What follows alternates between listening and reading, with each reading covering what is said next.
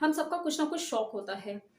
कुछ लोगों को कुछ चीज़ें जमा करने का शौक होता है, कलेक्शन का शौक होता है, जैसे डिफरेंट डिफरेंट टाइप के कॉइन्स या अलग-अलग जगह की जो रुपीज़ होते हैं या डॉलर्स होते हैं, उन्हें कलेक्ट करने का लोगों को शौक होता है। ऐसे ही कुछ अलग सा शौक था स्निग्धा का भी।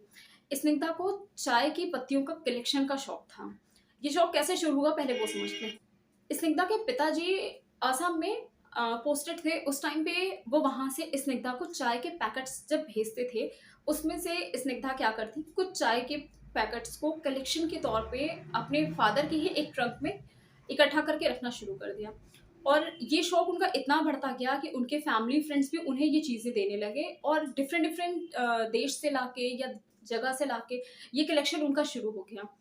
और ये कलेक्शन जो था इनका, ये शौक इतना ज़्यादा था कि जहाँ-जहाँ की वो चाय थी, फिर वो उनका सफ़र बनने लगा। वो उन जगहों पे जाती, उन चाय के बारे में समझती, देखती। लेकिन उन्होंने कभी सोचा नहीं था कि ये ही उनका बिज़नेस बन जाएगा, ये उनका पैशन को फ़ॉलो करते-करते वो अपना बिज़नेस करने लगी। स्निग्धा ने जब पढ़ाई आगे कंप्लीट की, उसके बाद जो इनका शौक था ये चाय का, इससे रिलेटेड ये और स्टडी करना चाहती थीं। लेकिन बहुत ही अजीब बात है कि इंडिया चाय के लिए बहुत ज़्यादा फ़ेमस है। आसाम के बागान यहाँ के चाय के लिए बहुत ज़्यादा फ़ेमस हैं, लेकिन चाय से रिलेटेड स्टडीज़ में इंडिया में बहुत ही कम कोर्सेज़ अवेलेबल हैं।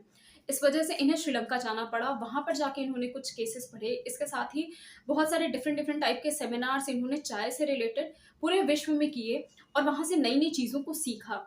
और डिफरेंट डिफरेंट वैराइटीज़ की चाय एक ही पत्तियों से डिफरेंट डिफरेंट कलर कैसे निकाल सकते हैं, उनको कैसे बनाना है, क्या उनका मैकेनिज़्म होगा, प्रोसेस होगा, ये सारी प्रोसेसिंग वगैरह सीखने के बाद में ये India I.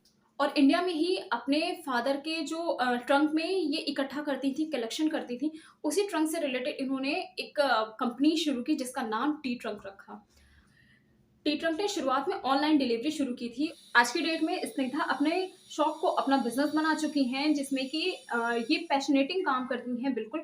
Different different type की चाय बनाना, उनका कलर डिफरेंट डिफरेंट कैसे आ सकता है, इन सारी चीज़ों को इन्होंने यहाँ के बागान में भी अप्लाई किया और यहाँ पे भी अलग-अलग तरह की चाय बनानी शुरू करी। बिना दूध और बिना चीनी की जो चाय होती है, वो कुछ अलग ही होती है और इन्होंने इन सारी चीज़ों को यहाँ समझा और यहाँ पर शुरू किया। लोगों को इनकी चाय की क्वालिटी बहुत ज़्यादा पसंद आने लगी और धीरे-धीरे करके ये एक कंपनी बन गई। और आज की डेट में सिर्फ इंडिया में नहीं, पूरे विश्व में टी ट्रंक एक जाना-माना नाम हो गया है चाय में। स्निग्धा बताती हैं कि जब वो स्टडीज़ कर रही थीं, तो उन्हें एक दिन में 100 कप से ज़्यादा चाय टेस्ट करती थीं ये।